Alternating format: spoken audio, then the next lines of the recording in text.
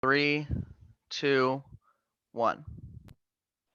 Good afternoon. I'm Jim Eskin. On behalf of Eskin Fundraising Training, it is my pleasure to welcome you to number 48 in our nonprofit empowerment webinar series. This one's on the $1 Million Pipeline. This is the 48th webinar. This is the third that my friend and mentor, Abbie von Schlegell, and I finally, Abbie, I'm spelling your name right. I'm making progress. Yeah, you did. That was pretty good. If there's something about fundraising that Abbie doesn't know, I want to know what it is. She has a couple initials by her name, CFRE, which is Certified Fundraising Executive. I think we have something like 7,200 of those in the country. The last time I checked. Nowhere close to that, Jim. It's not even over 1,000. I just Googled it, you know. I wouldn't have thought it was that high. I just Googled it. So. Okay. But anyways, let me brag on the next one. She also has the initials FAFP, and that's a distinguished fellow as selected by the Association of Fundraising Professionals. On the planet, there are a total of 10, count them, 10 individuals who have received that honor. And by the way, for those who are interested, more people have walked the moon that have earned that honor.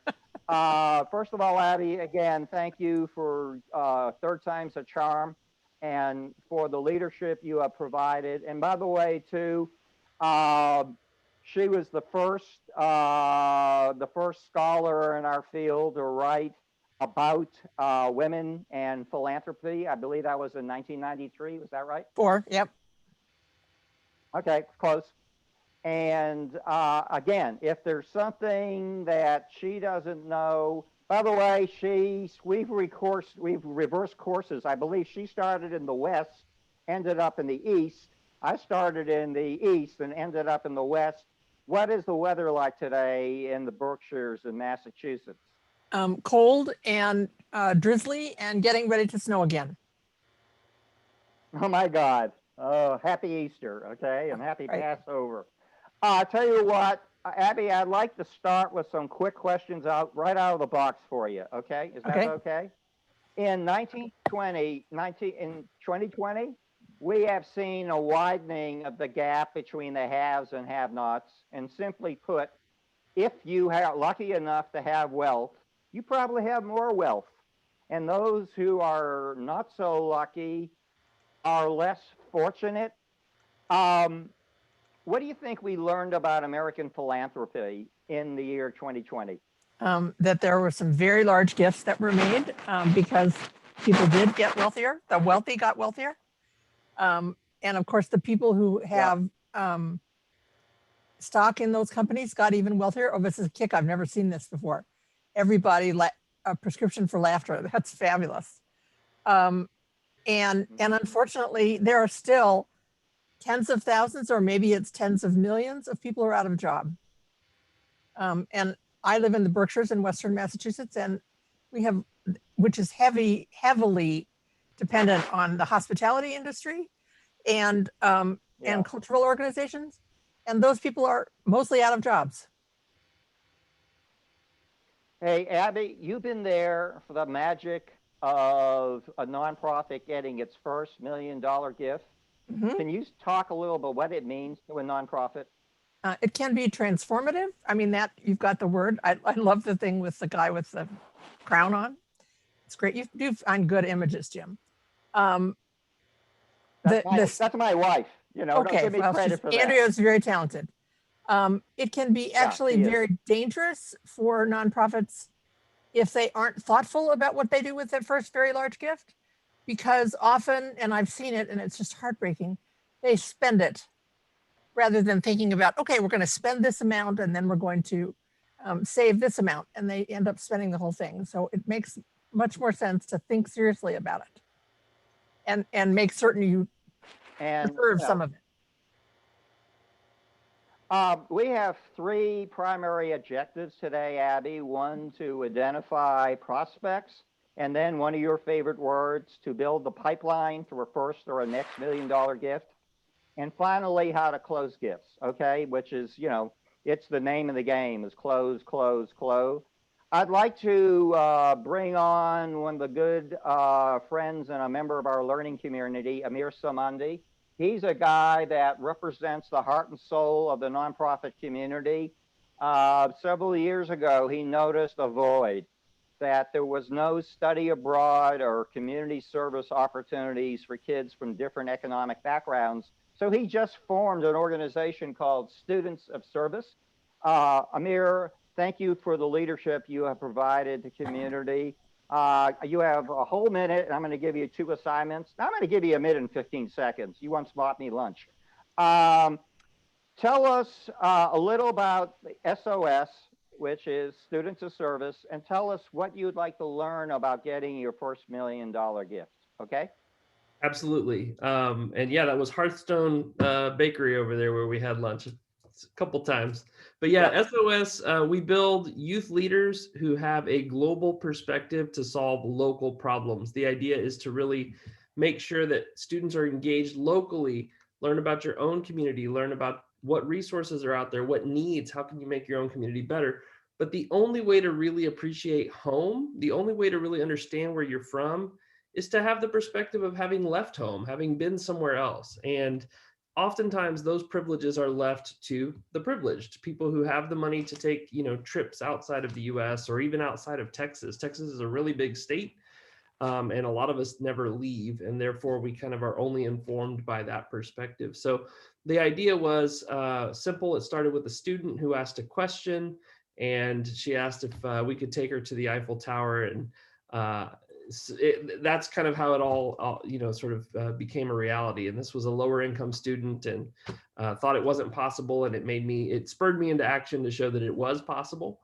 So we do fundraising. We try to help as many students as we can be a part of these experiences, and we give back over 20,000 hours of service to San Antonio to 30 different agencies. We've taken 50. Hey, Amir, give me a fist bump. Give me a fist bump. Give me a fist bump. There, you got it. 500 travelers to 15 different countries and counting. The pandemic has also helped us open up to virtual volunteering and virtual exchange. So that is in a nutshell what we do in less than a minute. And I would say my question is, for a organization of our size, it's really more of a startup still, or still growing and trying to scale. What advice would you give a small nonprofit on getting that first $1 million gift? Jim, would you back up to the slide that's just before this one? Or Michael or John, what you have up now is objectives. Yes, you stay there. Stay with that one for a minute. The one thing that's missing on this list, and it's going to answer your question, Amir, is develop the case. Developing prospects is one thing. Building the pipeline is another, and closing gifts is off there in the future somewhere. But you've got to have a really strong case for support. And one of the challenges for you is, if it's a small organization growing, people aren't going to necessarily give you a lot of money early on, because they don't have any confidence that you know what to do with it. So that's an important thing you need to think about in talking to people about what your plans are. So you need to get, even if it's in bullet points and in an outline form, you need to get some kind of plan created. Don't even call it a strategic plan. Call it a scenario plan. Because I've been talking about scenario planning since the pandemic started. And people who ask for— Yeah, really, what's the difference? I'm gonna ask you a question. Is it really branding, or what's the difference between a strategic and scenario plan? I like that reference, scenario plan. No, it's not branding at all. A scenario plan is, okay, what are we going to do in the next 6 months, the next 9 months, the next year, even in the next 3 months, because you have to keep going, and you have to be practical about keeping going. You have to keep on raising money. One of the first things I did at the beginning of the pandemic was a webinar for the state association in Massachusetts, which is called the State Nonprofit Association, which is called the Mass Nonprofit Network. And they called and said, would you do something on fundraising? And I said, oh, sure. And they said, what are you going to say? And I said, call your donors. That's the most important thing. And Amir, that's true for you. I mean, I didn't realize until you told me a few minutes ago that you were a nonprofit. You need to be in touch with your donors. I hope you've been in touch with your donors all year long. Letting them know how you're doing, letting them know how you develop these new programs. That is the key to a good strong case for support that you can articulate and that your board members can articulate. And being in touch with your donors or prospective potential donors. What is this all the lists of all of your webinars coming up? Yeah, I'll say something, Abbie. Okay. First of all, this is the upcoming, we're very excited. Abbie, you know our audience. We really have a cross-section of executive directors, directors of development, board members, board chairs, donors, volunteers, and we're very excited. We've branded ourselves into the Wednesday at 4 to 5 p.m. Central Time. And I know that Diana, are you in Mountain Time or West Coast time? Currently, West Coast. Okay, and Abbie's in East Coast. But every Wednesday, we're excited. Next week, we're going to have Lionel Souza, who is a distinguished author and marketing pioneer, is going to talk about promoting racial harmony, and I can't wait for that discussion. I'm going to skip here. You know, Abbie, we know that nonprofits are experts at stretching nickels into dimes, and over the last year, they've stretched it into quarters. But the point we want to say, everything about philanthropy, all the vitals are strong. The number one predictor is the stock market, and it's just breaking records after records. Abbie, did you see the fundraising effectiveness project? It's projecting giving it will be up about 8% over the year before. And no, that's 11. That's a bad slide. Boo on me. We've seen donor advised funds explode. We like to call Mackenzie Scott Wonder Woman. You know, not only did she give out $6 billion, she gave it out so quickly. She gave it specifically to underserved communities, African American, Latino, Tribal American, and she gave it all unrestricted. And she gave it lump sum. And I just saw something from the Lilly School. They are projecting very robust increases for next year. So all the vitals look good. And Abbie, probably our audience is very representative, the nonprofit environment. You know, the overwhelming nonprofit or shared nonprofits have budgets under $500,000. And so, pardon me, we have a lot of smaller nonprofits. Right. And we hope that you will push your, by the way, Abbie and I have a little difference in nomenclature. I talk about the 4 phases, and at Stanford, they call the second phase engagement instead of cultivation. Right. I was influenced by the farmers, so I call it cultivation. So, Abbie, what do you say we go? We've learned. And by the way, at this point, we ask everybody to type in the words in the chat space, nonprofit strong. Please type in nonprofit strong. And Michael Largent, our producer from Game Day Media, can you please explain how people can either type questions or comments in the chat space, or better yet, come on camera and voice it to us directly? Well, I would say raise their hand and then because they can raise their hand. Hey, Michael, are you there? Yeah. Michael, are you there? Yeah, can you hear me? Hello? Yep, you're there. Okay, so yeah, we have the 2 options. One is to type in the chat space your question, but what we really prefer is that you turn on your camera and turn on your microphone and just ask the questions then when Jim and Abbie stop for questions. So those are your 2 options. And by the way, Abbie and I want to make this as interactive as possible. So I think it's 94 questions planned for Abbie. I don't think we're going to get through them all. But I hope you're all howling with laughter. Have a question. And there's my good friend Christine Crowley, and who runs a community theater in suburban San Antonio. And by the way, she is from Boston too. We Yep. discovered each other's here. So, Abbie, you ready for our Q&A? Sure. The first one I remember you said, ask you this question. You know, I think it can get kind of confusing. All these names we have for big gifts, they're major gifts, they're principal gifts, they're leadership gifts, and God knows what else. How would you describe a major gift? Or you're not going to like my answer because it completely depends on the organization. It's a gift over and above what their average annual gift levels are.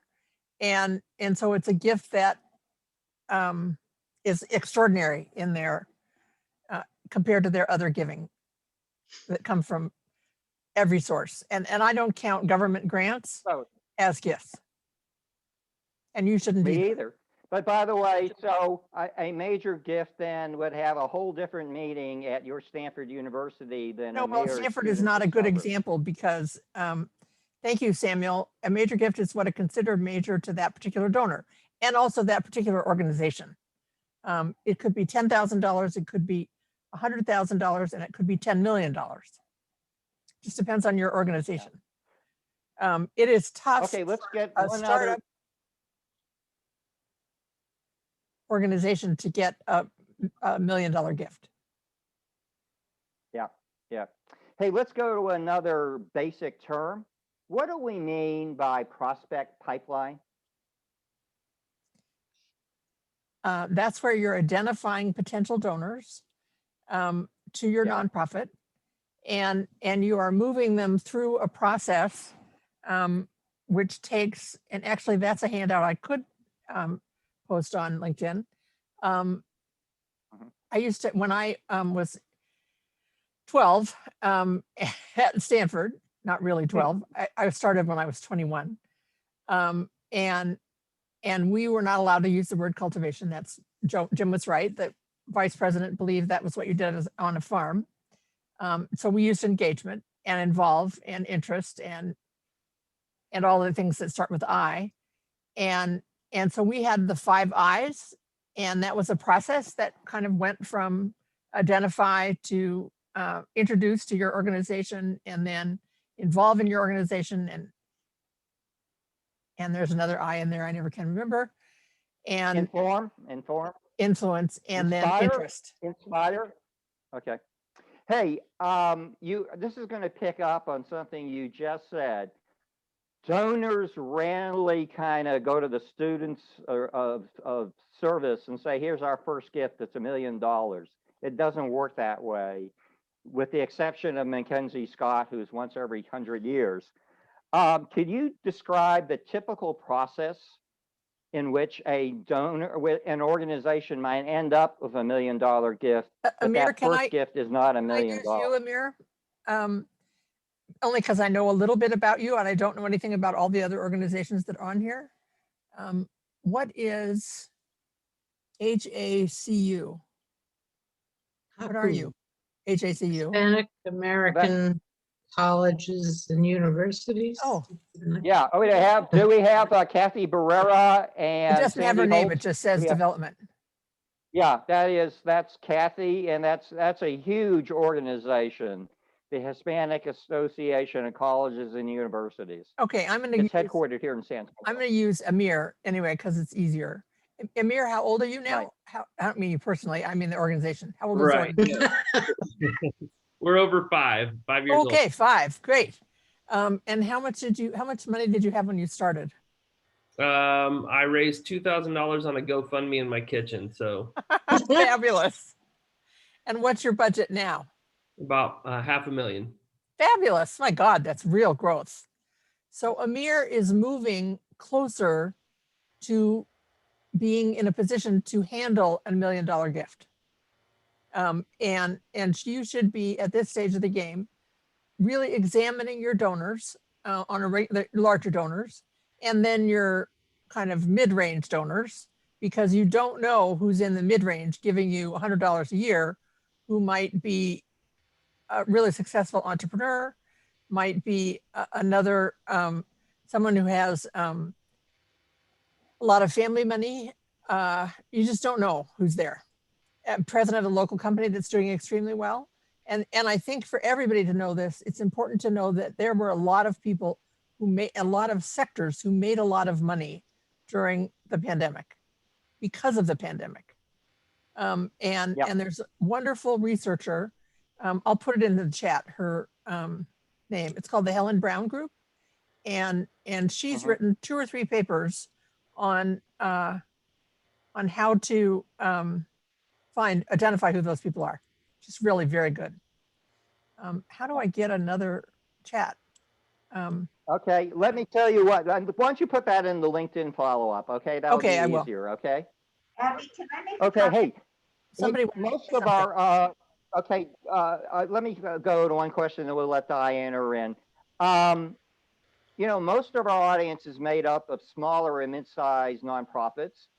Can they actually enjoy some advantages in engaging and soliciting major gift donors? Yeah, but not $1 million. Of course they can, because they're more nimble. They can say, sure, I'd love to have you come and meet some of our students. I'm back to Amir. I'd be happy to sit down with you and tell you what my plans are, how I got this started in the first place, what kinds of programs I've got. I assume you have a board, Amir. Your board can help with all those kinds of things too. And I actually think boards should help with all those things. And under the best of circumstances, you want to have somebody on your board who has a little bit of wealth, who can be the model for everybody else. Right. Hey, Diana, did you want to come into the conversation? Well, yes. First of all, I absolutely agree with Abbie that the first thing Amir has to do, or anybody else, is write a case for support. I mean, if you don't have that, most good consultants would not even want to talk to you and help you, because you don't have a basis for. Hey, let alone good donors, right? Yeah. Let alone good donors. Because I've worked a lot with software. I'm assuming you have fundraising software. If you don't, you need to get it. Period. End of discussion. You need to get all of your data in there, and you've got to do analytics, because that's what Abbie's talking about. Is you've got to know who your donors are. You have to know their history of giving. You have to know how they give. You have to know why they give.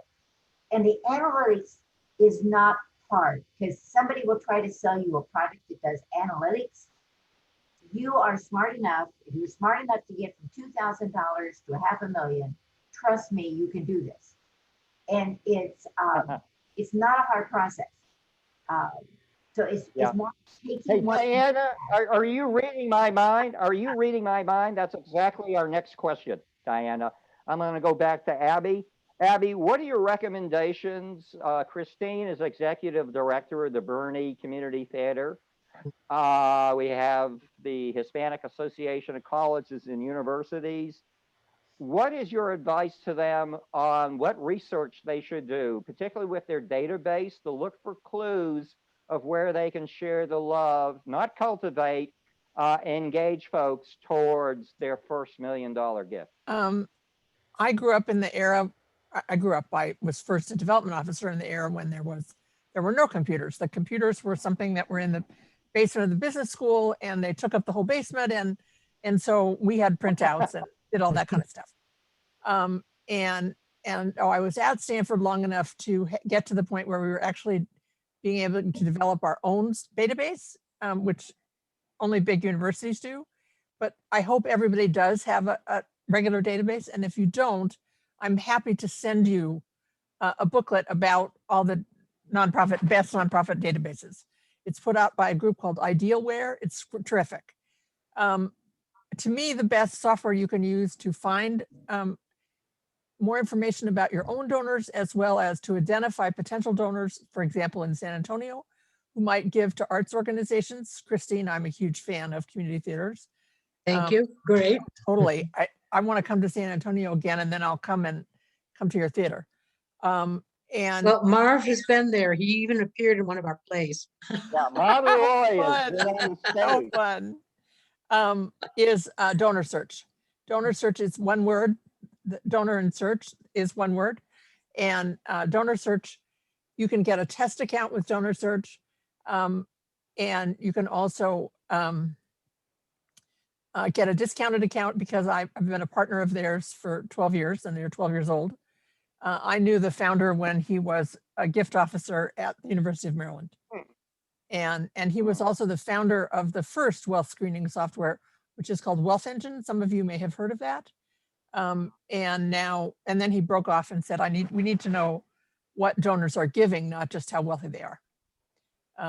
And of course, in the case of Mackenzie Scott, we would have known how wealthy she was, but we certainly wouldn't have known that she was going to do what she did, which is fabulous, especially since I'm passionate about women donors.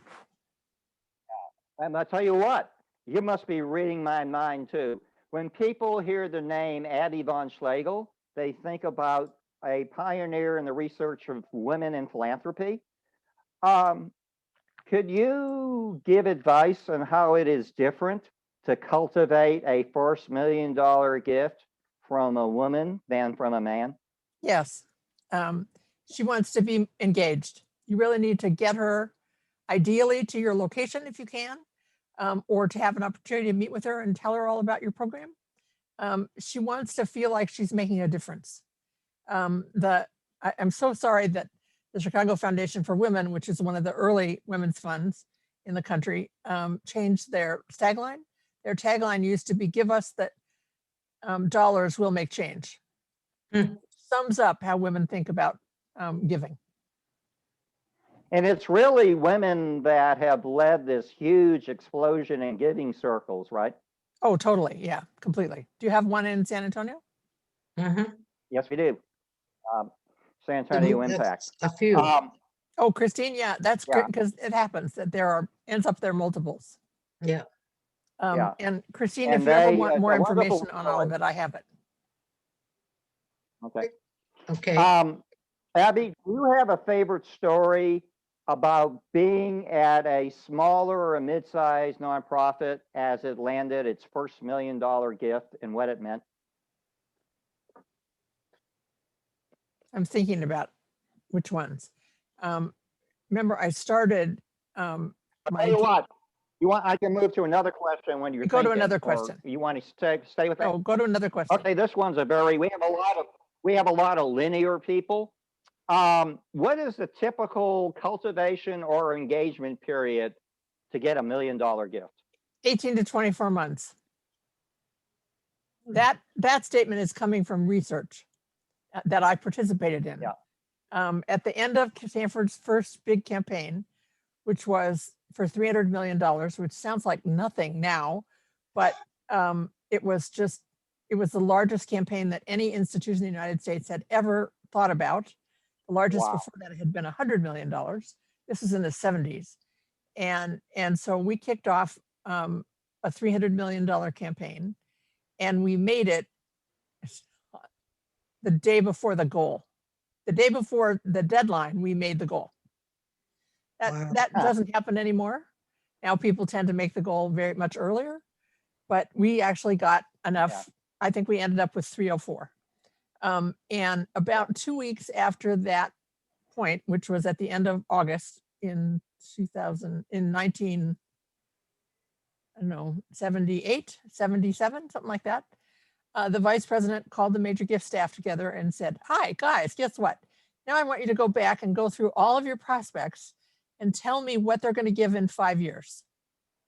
And we all laughed and said, what? Are you kidding? But that's how we then figured out who was the most important of those donors and I'm talking about all the donors down to $10,000. So you would pick any number that you wanted down to 1,000 certainly would be a logical place. And then start forecasting what they might give in 5 years, assuming you did the plan that you put together in order to have that happen. So that's really what you have to do. I've never forgotten that experience. I can see myself when he said it.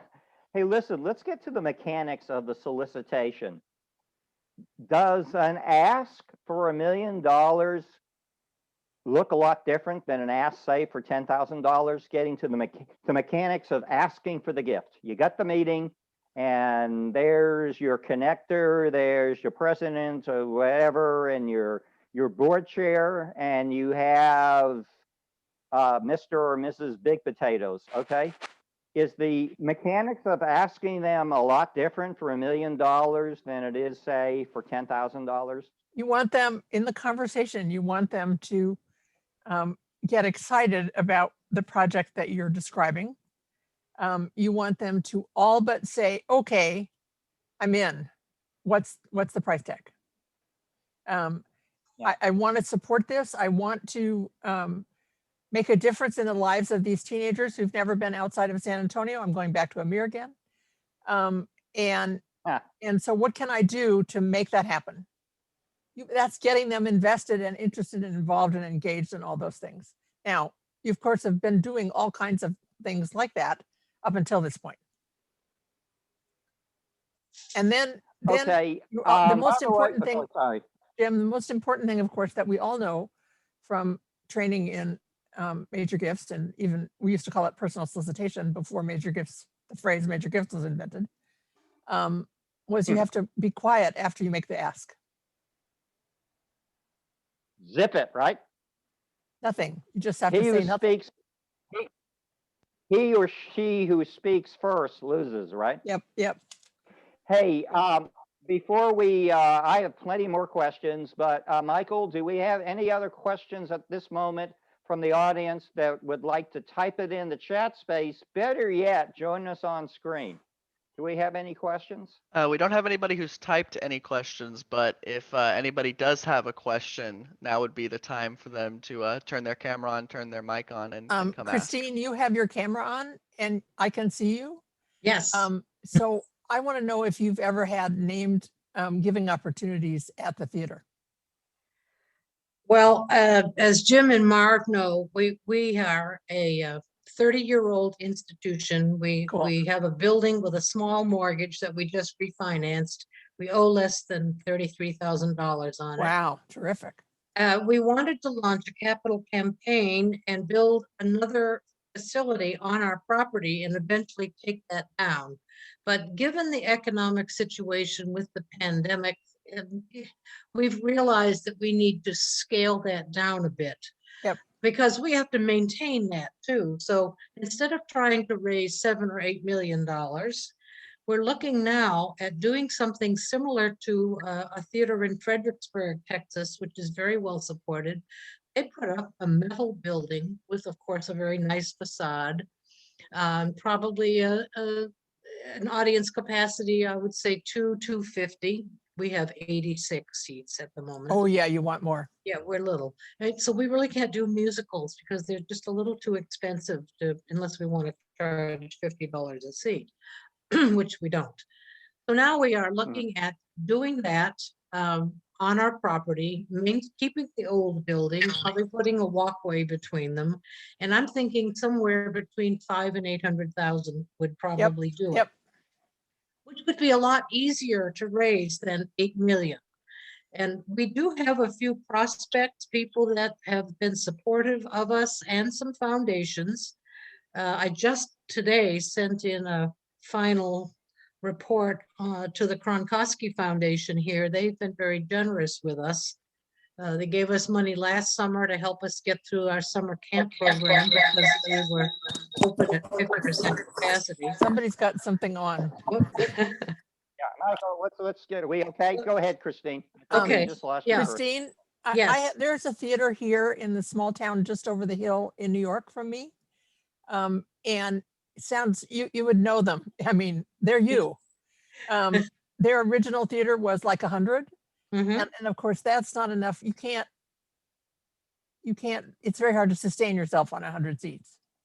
And so, and I also was head of development at a theater in DC. So I've done theater, I get it. Yeah. And I know all those numbers things. So I thoroughly want to encourage you to do a metal building. That's exactly what they did. And they dressed it inside nicely. So you don't feel like you're sitting in a metal. I think it's something that we could get our community theater, and so we want to promote that word, get the community behind. The Rotary is in a position, and I think if we approach them, and we have approached them before, that once we get the building up, they can come in and help us with Yep. Plumbing, electric, painting, flooring, that sort of thing. We And because recently the metal got, building use a lot of fabric. yeah. Yeah. So Yeah. I'm Hey, Abbie, encouraged. that's great. Abbie, let's move along here a little. You know, people who make huge gifts, you know, get a lot of publicity and capture the headlines. And there's a temptation in the smaller and medium-sized nonprofits.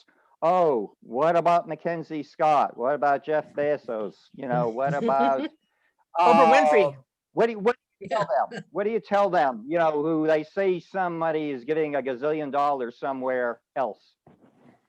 Mackenzie Scott kind of ruined it for all of us because she actually made gifts to organizations that she didn't know anything about. Although she had a team of researchers who pulled the information together, but they didn't know her.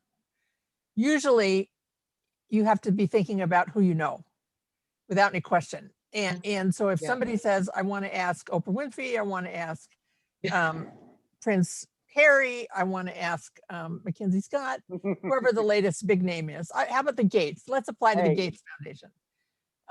Don't. Yeah. You know, it's just a waste of time.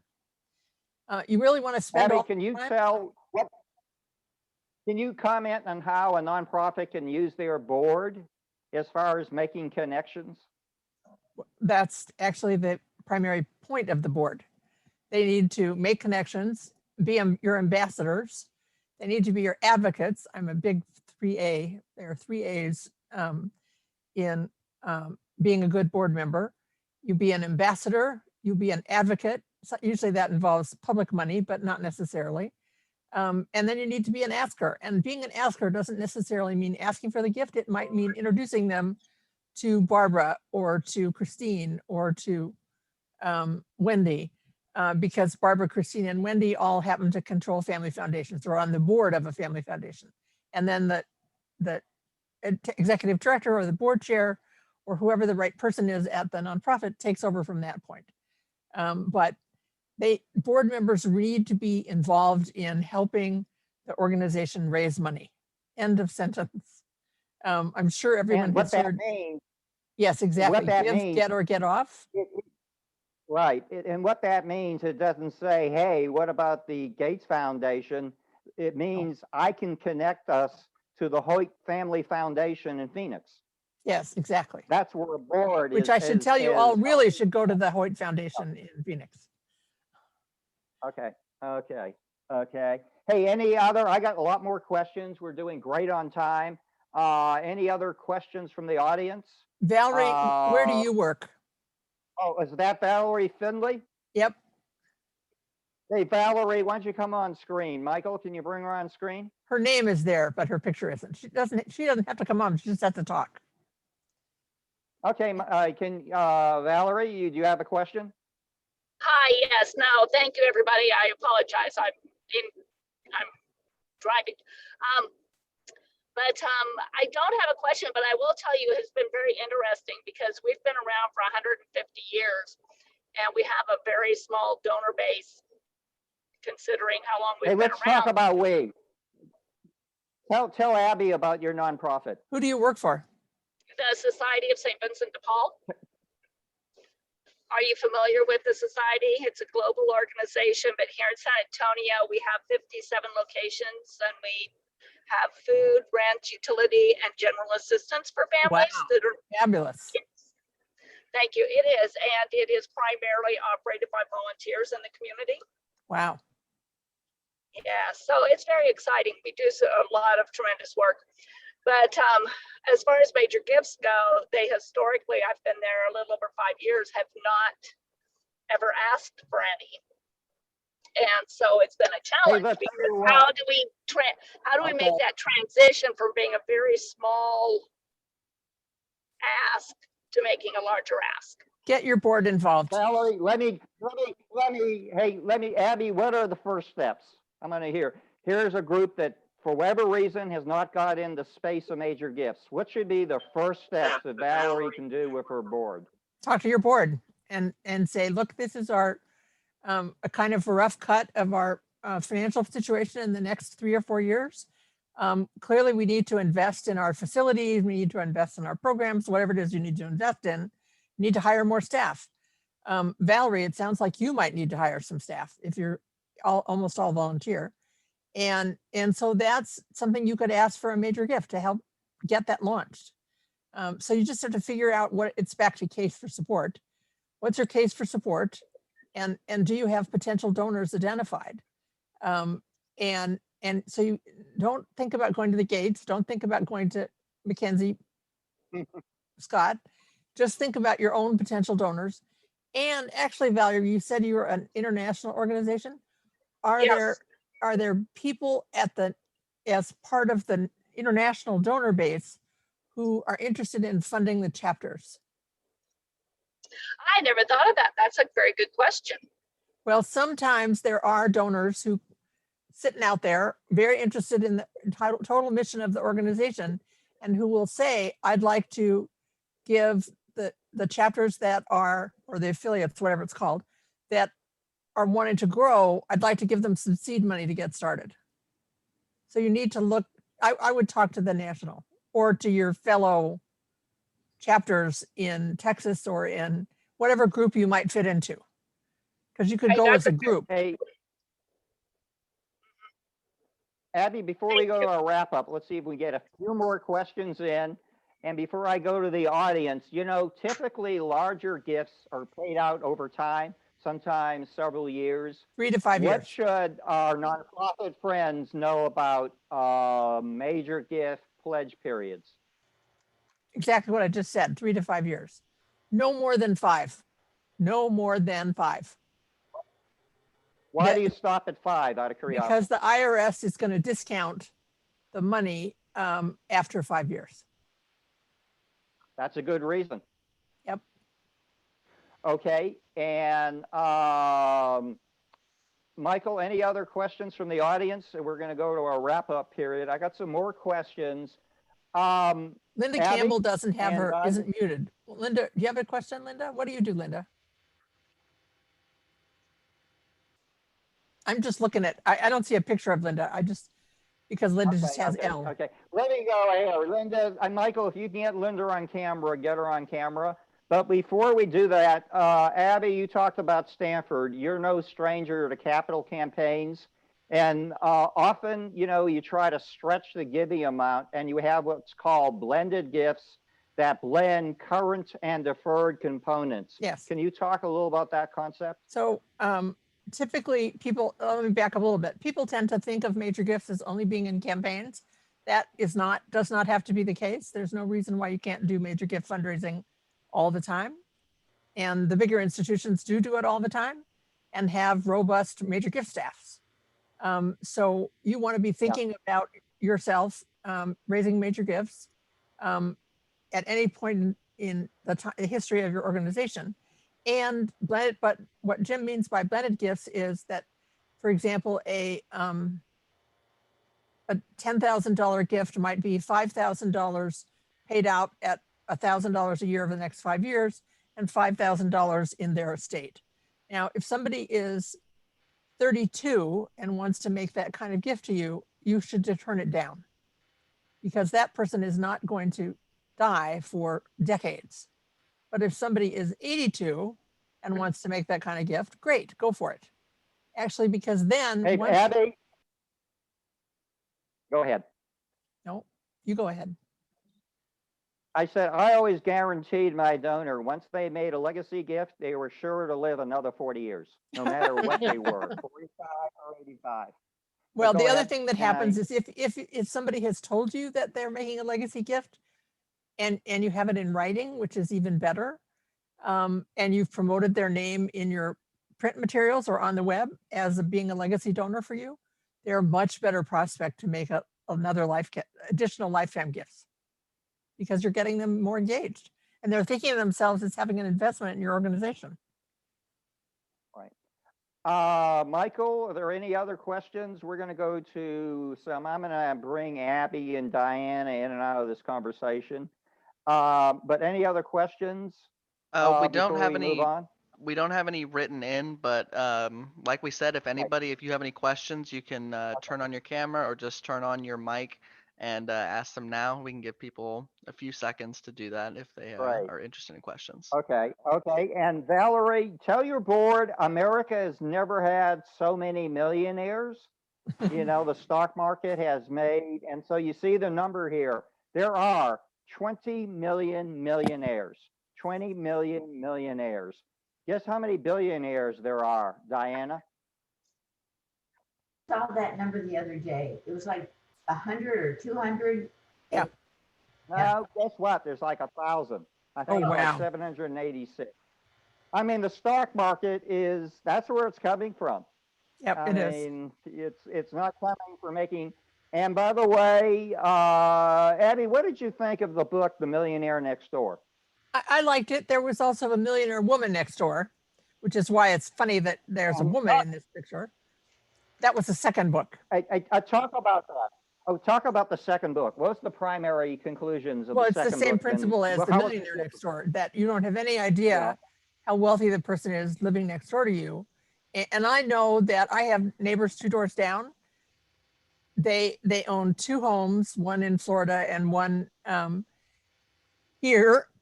He was president of a company that did extremely well. His son is now doing extremely well, who's running the company. And I know they're for sure multimillionaires. They would never think of themselves that way, but I'm positive they are. And yes, this is right about women. And of course, the other thing that classic, I used to sell this story all the time. You know, the woman who's a millionaire, she's single. She never married. She was a school teacher, and she had tenure in the school. And she. Hey, in my family, she was called Aunt Tilly. Okay. And she owned her own house, which she had paid off years ago. She inherited a little bit of money from her parents, and she's giving $100 to your nonprofit every year. She is $1 million donor. She is the millionaire woman next door. I'm going to ask you a question that's completely unfair. Are you game? Yeah. Do I have any choice? No. No, I guess not.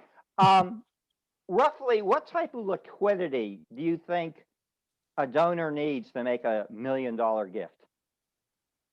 Well, the real question is the donor could certainly make a pledge and then doesn't have to have any liquidity. So that's a tough question, Jim.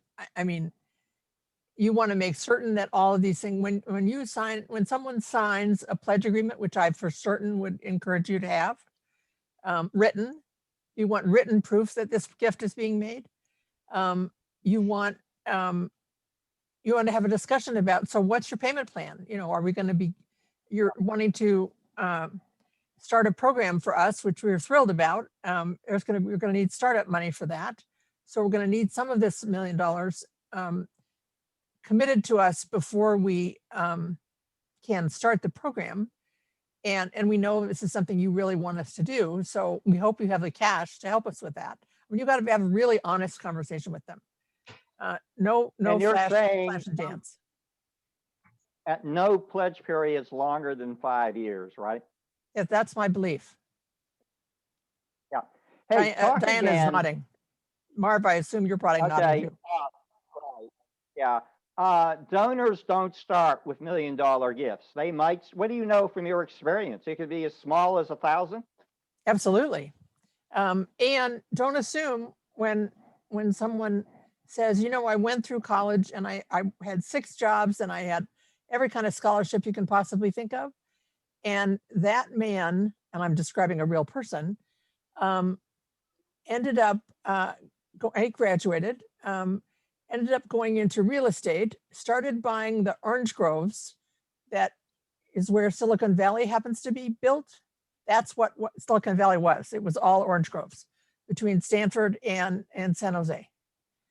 And just solid orange groves. I mean, a few buildings, but a lot of orange groves. And this man bought orange groves and decided that clearly there was going to be a lot of growth here. Hewlett-Packard was already there. The Stanford Industrial Park was already there, but everything else south of that was orange groves. And that man made his first $1 major gift was $75 million. And the staff called me. I was living in Illinois, no, in Maryland.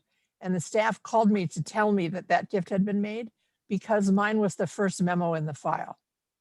I wrote a memo to the file, which of course was a hard copy paper file, which I think they probably have now digitized all of them, that said, you know, we really need to pay a lot of attention to Jim Eskin because while he was a scholarship student, he has done extremely well, and he's buying orange groves and turning them into industrial parks, which is what Silicon Valley is. And he's subsequently made two Hey, by the way, additional $100 million gifts. And he's at not the very dead. beginning of the webinar. Okay, that's a good one. You talked about the importance of starting with a case for support. Can you talk for a moment, you know, put yourself in the shoes of the donor. You're not choosing between the good and the bad. You're choosing between the good and the good. How can our friends kind of figure out how their cause is distinctive in a world of 1.5 million nonprofits? I can't answer that. I mean, they have to articulate what makes them special. And I hope if they can do it at the tip of her fingers without even thinking much about it, because they need to tell people what they're doing, what impact they're having in the community. Impact is extremely important now, particularly individual donors and a lot of foundation donors. Yes, treat donors like $1 million. Thank you. That's absolutely right. You need to steward your donors extremely well. Here, go ahead. No, you need to.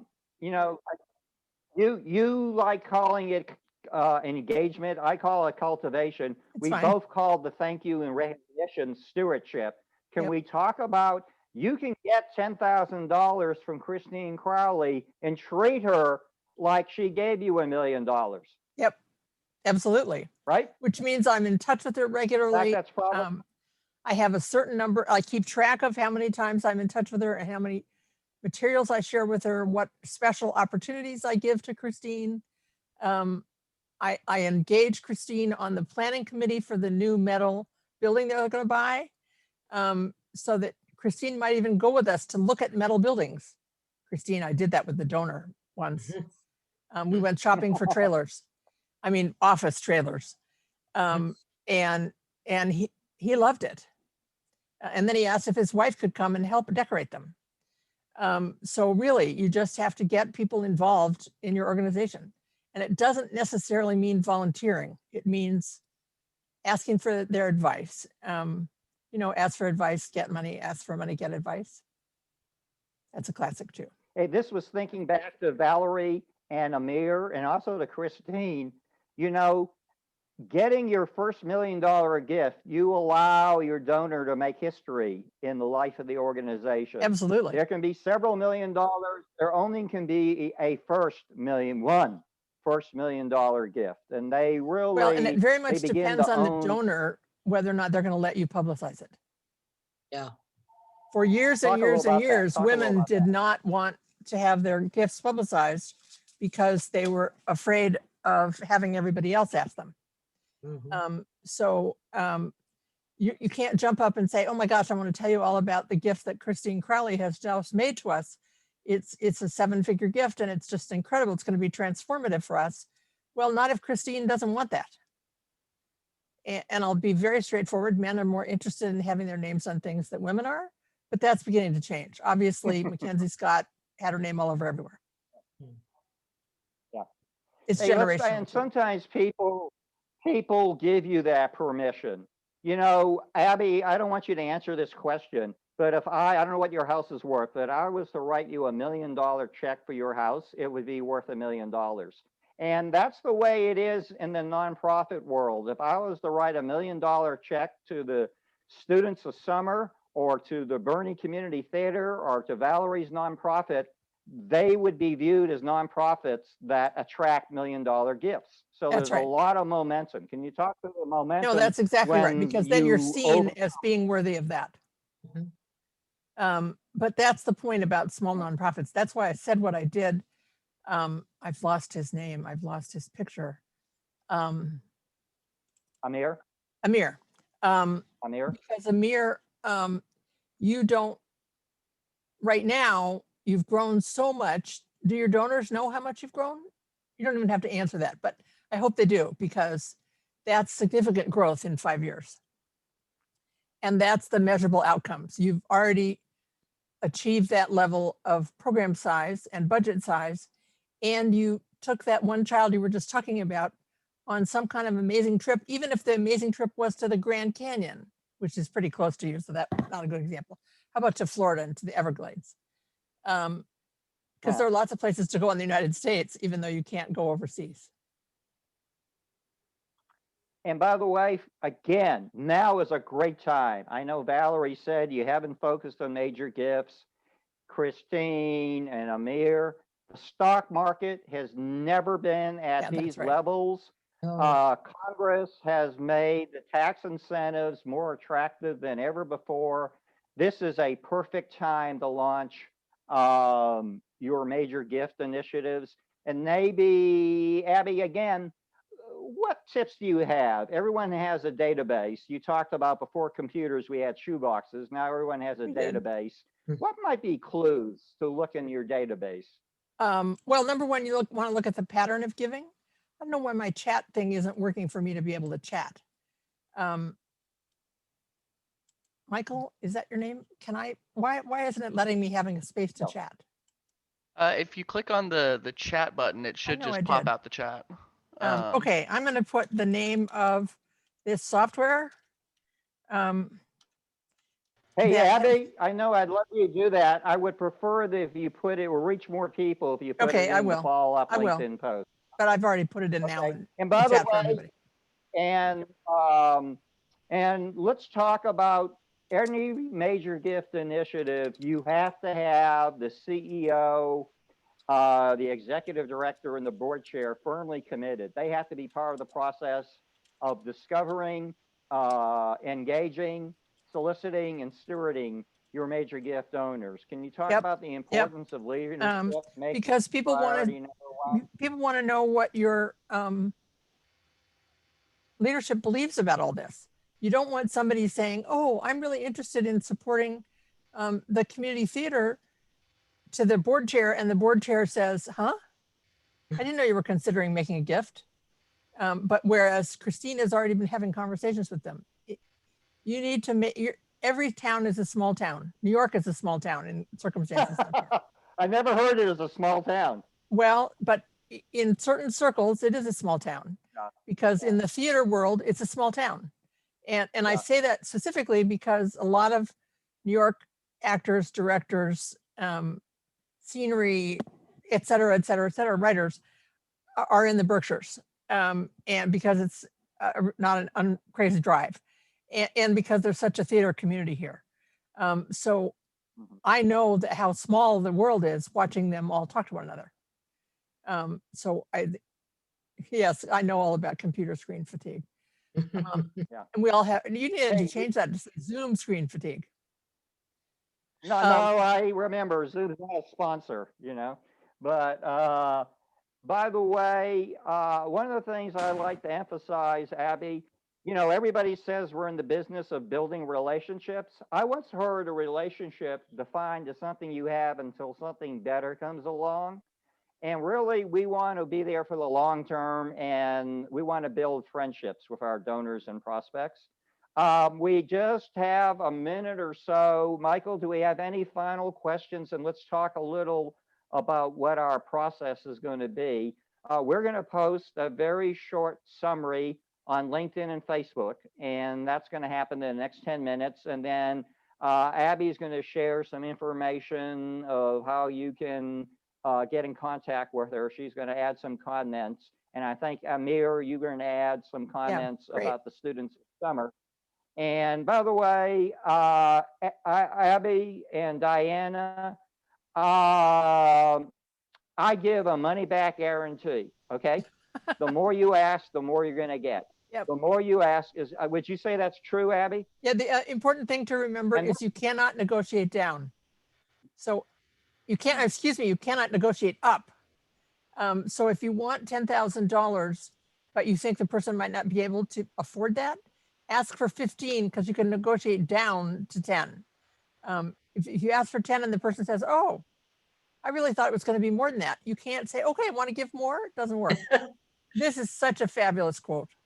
I love this quote. And by the way, I was going to say, Abbie, only one person in the history of the planet, you know, it was only 10 have been FAFP, has both recited poetry at the presidential inauguration at the Super Bowl. Who is that? Her? Amanda Gorman. Yeah, And right. I love it. This is called The Hill We Climb. And that's basically the work that we do in nonprofits. Yes, it is. And we embrace that. Yes. We want to thank all our friends for the work you do every day to touch, improve, and save more lives. I want to thank my friend and mentor from the Berkshires, Abbie von Schlegell, who is one of 10 people on the planet to receive the Distinguished Fellow honor from the Association of Fundraising Professionals. 12 people have walked the moon, okay? 10 have gotten that award. Thank you. Thank you. This is the third time she's done this webinar. Abbie, I got to warn Not you. this one. When This you is the keep third on time doing with such a you. good, yeah, I know this is probably the 33rd one you've done the last month. But I was going to say, when on my webinar, when you do such a good job, you get invited back and back again. So thank you for all the leadership, the research, and the mentoring you provided. And you have been, in some ways, have helped us climb the hill.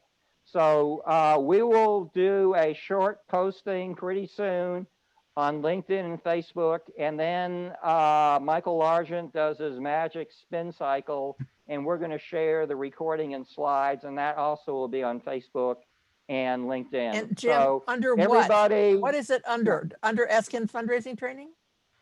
Yeah. Okay, Go on thank LinkedIn, just put in Eskin. Okay. Okay. I think these people. Also, by the way, Abbie, we should send this to everybody who registered, whether they joined us or not. They also get the tape. And yes, Samuel, you'll get the recording. Abbie. Thank you. Abby, thank you for the leadership you have Thanks provided very much profession to all of you. And thank you, Samuel. And Diana, thank you. Okay. Thanks, Diana. And say, Diana, we'll talk. Don't watch out. We're going to recruit you and talk about the formula for fundraising. So everyone stay safe, and we'll see you next Wednesday. And the topic is promoting racial harmony. And we'll see you next week. And thank you all. See you next week. Thank you. Thanks, Abbie.